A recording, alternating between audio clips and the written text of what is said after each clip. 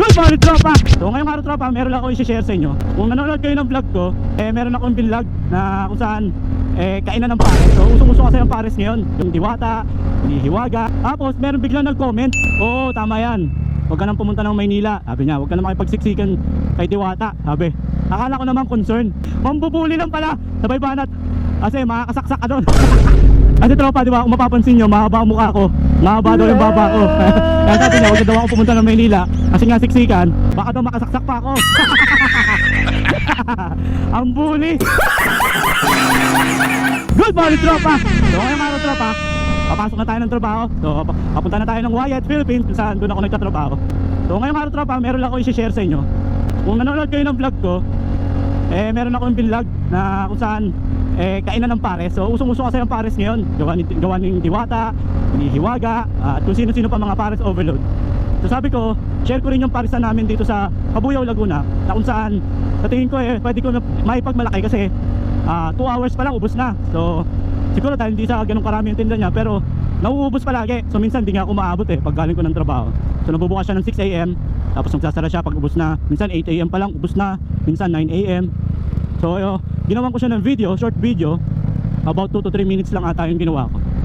So nag-comment ako doon, syempre nagsasabi ako doon na ang pares talaga made of beef, ganon. Panorin nyo na lang, pero wala akong masamang intensyon doon sa vlog ko. Sinasabi ko, hindi nyo na kailangan pumunta ng Maynila, ganyan para tikman yung pares ni ganito, na masyado na nakaka-toxic dahil sa social media, ang daming lumalabas na kung ano-ano. Tapos meron biglang nag-comment isang non-follower natin at sabi, oo, tama yan, huwag ka nang pumunta ng Maynila. Sabi niya, huwag ka nang makipagsiksikan kay diwata. Sabi, akala ko naman concern, mambubuli lang pala, sabay banat, kasi makakasaksak ka doon.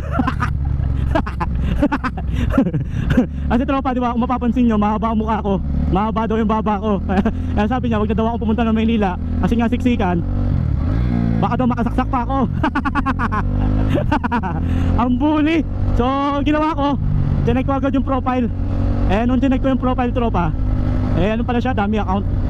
Alam mo naman yung dummy account, di ba? Yun yung mga ginagamit ng mga tao para mambash, di ba? Titingnan ko sana kung pogi kasi kung pogi, okay ka naman bully, pogi ka artistahin ka di ba? Pero kung pangit ka rin, huwag ka naman bully.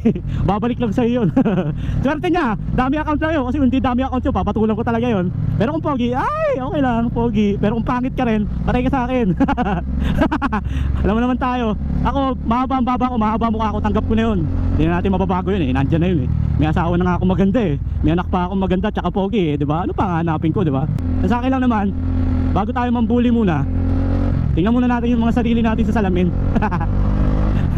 Mag-isip ka muna bago ka mambully, baka mas pangit ka pa sa binubully mo di ba? Yung binubully mo, may mga narating na, di ba? Maganda na yung buhay, or may mga napundar na, may mga napag-aral na, di ba? Tapos bubulihin mo, ikaw, may narating ka na ba sa buhay?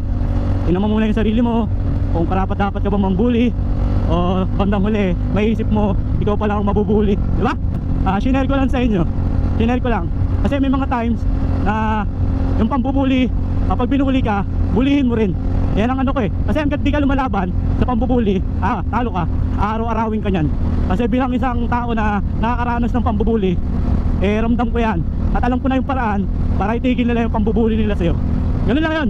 Pag binuli ka, bulihin mo rin. Kasi yung mga nambubuli na yan, tropa, sa maniwala kayo sa hindi, mga pikon yan. Talo yan. Pag binuli mo, sigurado iiyak yan. Baka maghamon pa ng away yan Yan, huwag mo papatulan syempre.